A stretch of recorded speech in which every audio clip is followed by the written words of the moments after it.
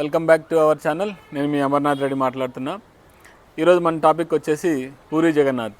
వస్తున్నాయి జగన్నాథ రథచక్రాలు వస్తున్నాయి. ఈ పూరి జగన్నాథ్ రథయాత్ర గురించి మనం ఈ వీడియోలో తెలుసుకోబోతున్నాం.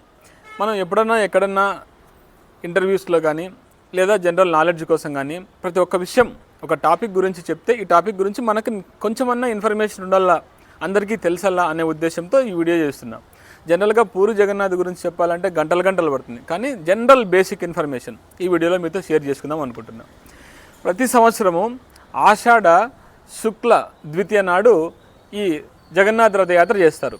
ఎందుకంటే గతంలో స్వామివారు అంటే శ్రీకృష్ణుడు, బలరాముడు, సుభద్ర వీళ్ళు ముగ్గురు ఈ ఎక్లిప్స్ బాత్ అంటారు, అంటే గ్రహణ స్నానం కోసము రథాలపైన ఈ పూరి ప్లేస్కు వచ్చేవారు అనమాట. ఈ ప్లేస్కి వచ్చేసి ఈ ఒడిశా రాష్ట్రంలో పూరి ఉంటుంది. ఈ ప్లేస్కి వచ్చేసి ప్రతి సంవత్సరము వీళ్ళు స్నానాలు చేసేకి వచ్చేవాళ్ళు అంట రథాలపైన. అందుకని దీనికి రథయాత్ర అని పెట్టారు. ఆ టైంలోనే ప్రతి సంవత్సరము 9 రోజుల ప్రకారంగా రథయాత్ర చేస్తారనమాట. అయితే ఈ బేసిక్ ఇన్ఫర్మేషన్లో భాగంగా ఏంటంటే ఈ ఊరిలో వచ్చేసి రథయాత్ర జరుగుతున్నప్పుడు ఈ టెంపుల్లో వేరే దేశంలో ఉన్నటువంటి ప్రతి ఆలయాల్లోనూ ఈ రథోత్సవాలు జరిగినప్పుడు లేదా వీధుల్లో స్వామివారిని ఊరేగించినప్పుడు ఏం చేస్తారంటే ఉత్సవమూర్తులు మాత్రమే ఊరేగిస్తారు. కానీ ఇక్కడున్న ప్రత్యేకత ఏంటంటే ఈ మూల విరాట్లు అంటే గర్భగుడిలో స్వామివారు ఎవరైతే ఉన్నారో ఆ మూల విరాట్నే రథాల్లో పెట్టి ఊరేగిస్తారనమాట. కృష్ణుడు ఒక రథంలోను, బలరాముని ఒక రథంలోను, సుభద్రని ఒక రథంలోనూ పెట్టి ఊరేగిస్తారనమాట.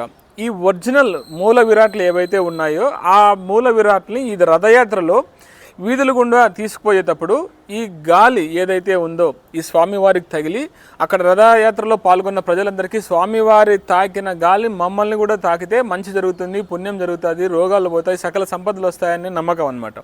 అలాగే ఈ ముగ్గురు స్వాములు అక్కడికి వచ్చిన భక్తులు ప్రతి ఒక్కరిది కళ్ళు తెరిచి చూస్తారంట. ఆ స్వామివారి చూపు మన పైన పడితే మంచి జరుగుతుందన్నది కూడా దీన్ని ప్రశ్నిస్తానమాట.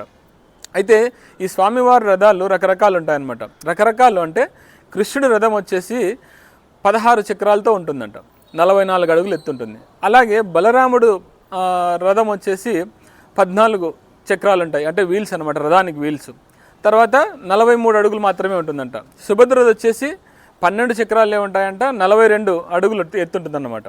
అయితే ఈ విగ్రహాలు కూడా మీరు గమనిస్తే ఎక్కడైనా వేరే దేవాలయాల్లో ప్రతి దేవుళ్ళు వచ్చేసి ఒక ఫేస్, ఒక పర్ఫెక్ట్ ముక్కు, మొహము, కళ్ళు అన్నీ బాగా కనిపిస్తాయి. కానీ ఈ పూరి జగన్నాథ్లో ఈ ముగ్గురు సాములు మాత్రం డిఫరెంట్గా ఉంటాయి. ఇవి వుడెన్తో చేయబడినటువంటి విశ్వకర్మ అనే వ్యక్తితో శ్రీ మహావిష్ణువు గైడెన్స్ ఇచ్చి చేయించారు అని చెప్పి చెప్పబడుతుంది అనమాట. ఈ విశ్వ విగ్రహాలు తయారు చేసేటప్పుడు ఒక ఇంట్లో, ఒక పురాతన కాలం ఇంట్లో డోర్ వేసుకొని శ్రీ మహావిష్ణువు విష్ణుమూర్తి చెప్తారంట, మీరు ఈ విగ్రహాలు చేసేటప్పుడు డోర్ వేసుకొని చేయండి, విగ్రహాలంతా టోటల్గా అయిపోయేంత వరకు మీరు డోర్లు తీయద్దండి అని చెప్పి విశ్వకర్మతో చెప్తారంట.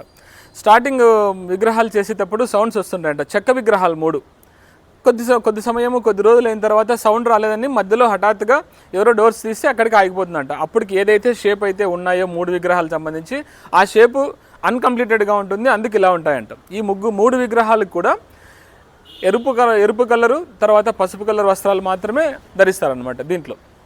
అయితే ఇంకా నెక్స్ట్ విషయం తెలుసుకోవాల్సిన విషయం ఏంటంటే ఈ ఆలయాన్ని నిర్మిస్తున్నప్పుడు ఆలయం గోపురం పైన నీల చక్ర అని ఒకటి ఉంటుందన్నమాట. నీల చక్ర ప్రతిష్ఠించారంట ఆలయం పైన. దానికి ఒక స్వామివారు జెండా కట్టింటారు.